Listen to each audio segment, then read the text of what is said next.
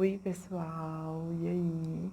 Vim aqui trazer para vocês o meu texto, então eu já quero pedir que vocês, para estar acompanhando, vocês coloquem o PowerPoint aí para vocês, que eu mandei, né, no slide, para vocês acompanharem melhor, porque eu não consegui colocar aqui, para vocês já irem vendo, tá?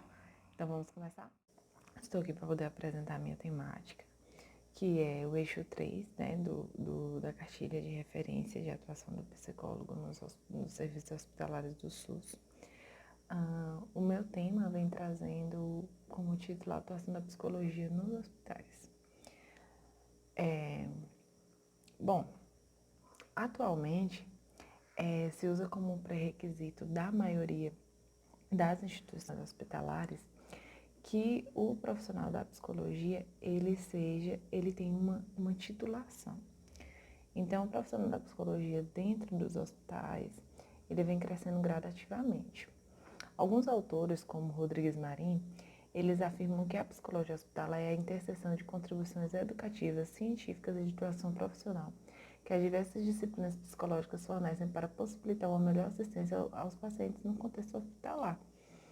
Então, vem trazendo que esse objetivo seja para que essas pessoas sejam assistidas dentro do ambiente hospitalar. E como que eles justificam, né, essa inserção do profissional da psicologia no ambiente hospitalar? Justamente por causa desse sofrimento psíquico, de acordo, em consequência dessa vivência que o paciente esteja vivendo naquele exato momento, seja um adoecimento ou um trauma físico. Outra coisa que o texto também vem relatando é sobre o set terapêutico, né? Que tudo muda. Aquele ambiente é diferente, as questões ali dentro são diferentes. Então, não é como na clínica convencional esse atendimento que é feito, essa atuação do psicólogo. Há uma ampliação desse saber e desse fazer psicológico também, que acaba fugindo desses enquadramentos da psicoterapia. No caso, a questão convencional, né, de como nós estamos acostumados, o tipo de set terapêutico, que é totalmente diferente. Então, essa atuação, ela está mais ligada a ser de acordo com os procedimentos que acontecem ali dentro do hospital.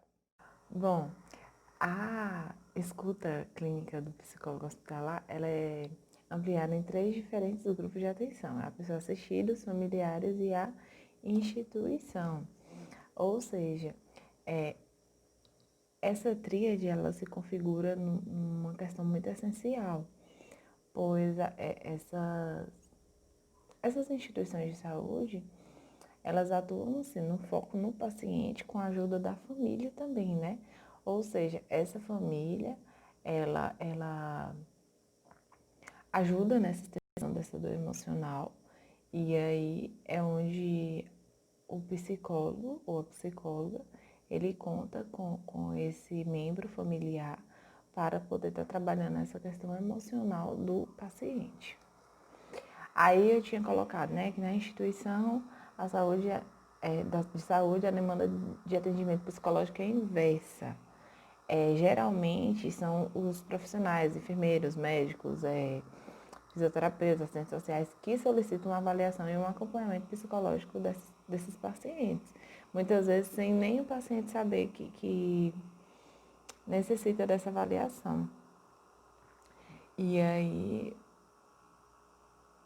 para iniciar, o psicólogo ele precisa deixar claro para esse paciente essa demanda dele, que está havendo essa necessidade de fazer essa avaliação, assim desenvolvendo o vínculo terapêutico com o paciente. Aí o texto traz o seguinte, que o psicólogo, portanto, interessa como uma pessoa assistida, familiares, se encontram neste momento. É, no caso, o que o psicólogo se interessa ali, né? Como foi afetado pela situação e quais os recursos psíquicos presentes para que eles possam atravessar o tratamento e como poderemos ajudá-los como participantes da equipe de cuidadores. E ainda, não negligenciar a ética da tarefa de ser psicólogo, ações situadas e contextualizadas nos diferentes momentos da doença, preparo científico, técnico, disponibilidade, resolutividade e interesse genuíno pela pessoa adoecida e vulnerável.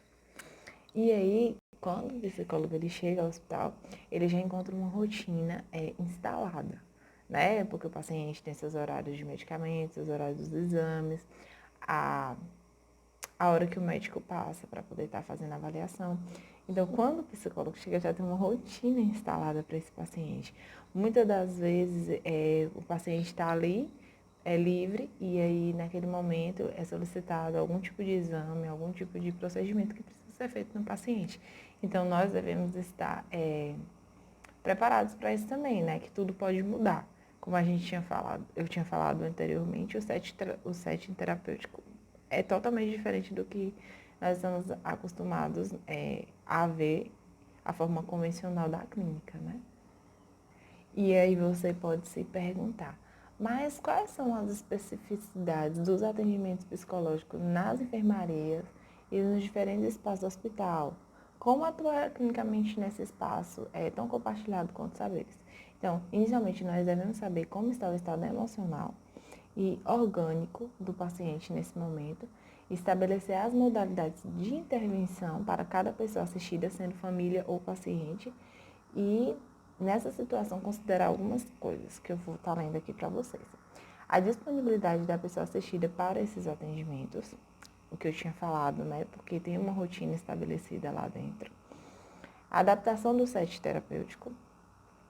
A dinâmica do contexto hospitalar pede nossa flexibilidade metodológica. Muitas das vezes nós não vamos ter um lugar onde esteja só nós e o paciente, né? Tem hospitais que estão internadas 2, 3 pessoas no mesmo leito, ou até mais, pessoas no leito ao lado que vão estar ouvindo, né, o que está acontecendo, então é toda uma adaptação. A presença dos familiares que também podem estar recebendo atenção psicológica, ações terapêuticas adequadas e diversas conforme as necessidades da pessoa assistida ou a família. Então, são muitas coisas a se considerar durante esse atendimento e essa assistência que nós estamos dando ao paciente e à sua família. Agora nós vamos falar um pouquinho sobre os fazeres e rotinas, que são as etapas do atendimento psicológico. O psicólogo ou a psicóloga, como integrante dessa equipe de saúde, ele vai ter uma oportunidade de dialogar com os diversos saberes que existem ali dentro, no caso, os múltiplos profissionais que atuam dentro dessa equipe.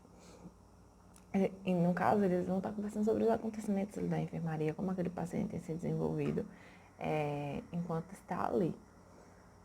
O que se passa com esse paciente, tudo isso. Então, esse trabalho ele é amparado na comunicação da verdade e ao respeito à pessoa assistida e à sua família. Nós, como profissionais, claro que nós temos a nossa postura, estabelecer os nossos limites, mas também nós temos que lembrar que esse paciente e essa família também tem isso, né? Então, não é só pensar em nós, pensar também nesse paciente e essa família que está sendo assistida naquele momento. E esse é o ponto de fragilidade da atuação do psicólogo nesse espaço, que é a ética da tarefa, como ele vai exercer essa atividade ali dentro. A rotina de trabalho do psicólogo da psicóloga deve situar a demanda do paciente e estabelecer rotinas nítidas, ou seja, trabalhar em prol deste paciente de acordo com a sua disponibilidade para a nossa atuação.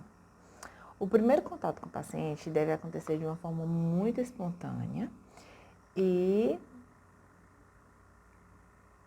é feita a entrevista inicial, que eu vou estar falando mais um pouquinho sobre essa entrevista inicial, que os autores trazem, que é uma busca ativa ou por solicitação de algum membro da equipe, ou seja, o psicólogo ou psicóloga vai lá prestar essa assistência ao paciente ou à família dele, por uma questão de que é paciente, vamos dar essa assistência. Ou se houver a solicitação, como eu havia falado, né? Muitas vezes os profissionais eles solicitam uma avaliação psicológica nesse paciente. A entrevista acontece de forma natural entre as relações humanas, né? Entre paciente, profissional, paciente, o profissional com a família desse paciente, que existe tanto a entrevista, como eu já tinha falado, quanto que no caso existem dois tipos de entrevista, a entrevista preventiva e a entrevista diagnóstica, que se aplica de uma forma boa nesse contexto hospitalar. A entrevista psicológica é um recurso do método científico e uma técnica avaliativa que tem como objetivo estabelecer um diagnóstico, que é colher os dados importantes sobre o acontecido e compreender este paciente. Aí é importante apontar que durante a entrevista, o psicólogo ou psicóloga, eles já podem fazer uma intervenção clínica, né? Durante o momento que estiver ali conversando com o paciente. Tem outra coisa importante, que é a idade do paciente faz muita diferença no modo de abordá-lo e a família. Por exemplo, crianças, o profissional vai ter que usar um método mais lúdico, né, para poder conseguir realizar o seu atendimento a essa criança. Adolescente também tem que pensar uma forma como vai abordar esse paciente, como vai trabalhar com ele, todas essas questões, o adulto, o idoso. Então, a idade faz diferença na forma como o psicólogo, a psicóloga vai estar atuando. É importante também identificar se há coerência entre a condição emocional do paciente e a gravidade da patologia. Às vezes é uma patologia que não é tão séria assim, mas o paciente, a condição emocional dele está bem vulnerável e aí ele faz aquela catastrofização, né? E aí, como se fosse o fim do mundo. E tem pacientes que estão em situações bem sérias, mas que a sua qualidade emocional, a sua condição emocional está ok. Então, tem isso também. O autor traz que o exame das funções mentais é realizado durante a entrevista inicial. Atenção, senhas, percepção, memória, orientação, nível de consciência, curso do pensamento, linguagem, afeto e conduta. Identificar alguma síndrome ou algum tipo de transtorno pode oferecer subsídios para uma hipótese diagnóstica. E o diagnóstico diferencial, solicitação de parecer da psiquiatria e muito auxilia na comunicação com o médico, assistente e demais membros da equipe. Ou seja, a entrevista é muito importante para o desenvolvimento do atendimento do paciente. O psicólogo, a psicóloga, ele deve pesquisar bastante para formular seu objetivo, a forma como vai implantar os programas de ação dentro da instituição de saúde, elaborar novas formas de intervenção e ele pode desenvolver essa estratégia tomando como princípio a equipe com a qual ele irá trabalhar.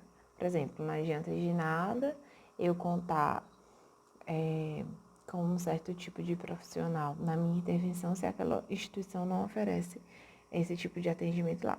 Por exemplo, dentro dessa instituição, eu preciso na intervenção que eu vou fazer, do assistente social e naquela instituição não tem assistente social. Então, eu preciso conhecer os tipos de profissionais que tem ali dentro e se esse recurso eu vou poder usar, né? Precisa também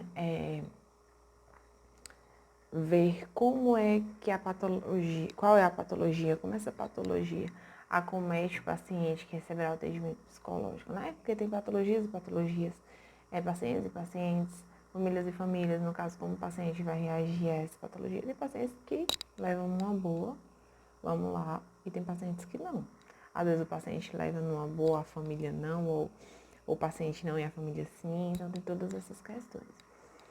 E eles optaram nessa referência trabalhar o fazer do psicólogo ou da psicóloga no hospital dentro da lógica de processo de trabalho, conforme vem recomendado o Conselho Federal de Psicologia e a Frente de Entidades Nacionais da Psicologia Brasileira, desde a segunda Mostra Nacional da Psicologia em 2013 e em todos os congressos brasileiros de psicologia promovidos. As pessoas são diferentes, né? Então, as doenças, elas existem vários fatores dentro delas. E isso vai se desenvolver de acordo com como é essa pessoa, a sua história de vida, a sua qualidade de vida, as suas limitações, a questão de limitações, né, psicossociais. Isso nos coloca diante de novos posicionamentos. Eu vou estar lendo algumas questões aqui para vocês, porque agora nós estamos falando sobre os processos de trabalho da psicologia hospitalar, né? E eu vou trazer para vocês agora sobre isso. Então, deve-se levar em conta, primeiro, os processos de acolhimento dos indivíduos ou os grupos, os processos de acompanhamento, seja acompanhamento terapêutico e outras formas de acompanhamento. Aí vem a questão do pré-operatório, pós-operatório, o período pós-operatório imediato, que é a UTI, e o retorno à enfermaria e ao leito. Processos de avaliação psicológica desses indivíduos, avaliação para diagnósticos, avaliação educacional, avaliação de aprendizagem, avaliação de competência. Depois, os processos de comunicação. Como se relacionar esses veículos de comunicação ou a ênfase nesse processo de comunicação envolvendo os indivíduos, os grupos ou as instituições. Temos os processos culturais, trabalho realizado com as diversas formas de produção cultural, incluídas as formas de expressão artística, que pode ser desenvolvido isso também, né? É um tipo de terapia. Os processos educativos, formação, capacitação, orientação de professores, planejamento educacional, elaboração de projetos educacionais, avaliação de processos educativos, orientação profissional vocacional, planejamento e acompanhamento de medidas socioeducativas. Aí vem os processos formativos, que é a formação de profissionais de diferentes áreas, capacitação de trabalhadores de campos diversos. Os processos formativos de psicólogos e psicólogas, no caso, a sua formação profissional, qual o nível de graduação, pós-graduação e especialização. Os processos grupais, que é o desenvolvimento de grupos em situações diversas, condução de dinâmicas de grupo, avaliação de processos grupais. Também os processos de mobilização social, no caso, a organização desses grupos para participações sociais e os desenvolvimentos que podem ser feitos dentro das comunidades. Aí nós temos também os processos organizativos, que são a atuação em organizações do trabalho, cujas essas ênfases sejam as diversas formas de processos organizativos. Os processos de orientação e aconselhamento dos indivíduos e dos grupos, o processo de planejamento e gestão pública, identificar e avaliar as demandas, a elaboração e avaliação dos planos de ação. Os processos investigativos, geralmente as instituições elas têm essa parte de pesquisa a respeito daquela patologia ou de como pode o profissional estar atuando ali dentro. Não envolve só a psicologia não, tá? Envolve as outras áreas. E os processos terapêuticos, a prática terapêutica envolvendo indivíduos ou grupo. Bom, agora nós vamos estar falando sobre os cuidados paliativos e morte. Cuidados paliativos é definido pela Organização Mundial de Saúde como uma abordagem que melhora a qualidade de vida dos pacientes adultos e crianças e suas famílias que enfrentam problemas associados a doenças que ameaçam a vida. Previne e alivia o sofrimento através da identificação precoce, avaliação correta e tratamento da dor e outros problemas físicos, psicossociais e espirituais. O CP, que é os cuidados paliativos, é uma parte crucial dos serviços de saúde integrados e centrados nas pessoas, em todos os níveis de cuidado, visa aliviar o sofrimento, seja qual for a causa. Esses cuidados paliativos são parte da nossa prática enquanto profissionais da psicologia e eles estão presentes em todas as fases do tratamento até o momento final, muitas vezes fazendo a terapia domiciliar, fazendo esse atendimento em casa. Em resumo, o psicólogo terá que aumentar o conforto físico durante diferentes fases do tratamento dos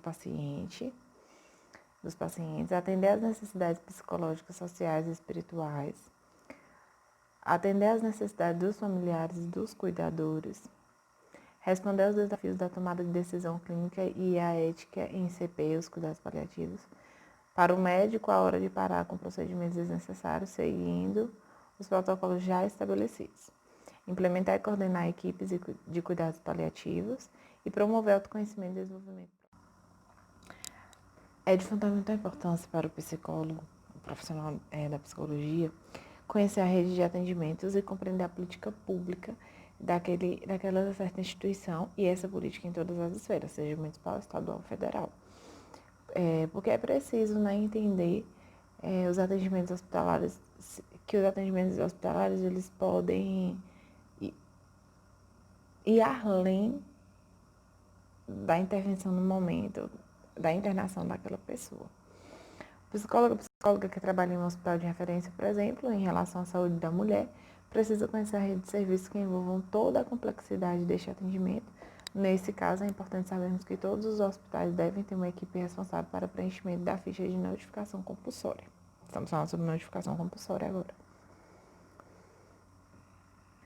Aí o Ministério da Saúde, no ano de 2016, eles atualizaram uma lista, atualizou a lista nacional de notificações compulsórias de doenças e agravos e eventos de saúde pública no serviço de saúde pública e privados, através da portaria número 204, de 17 de fevereiro de 2016.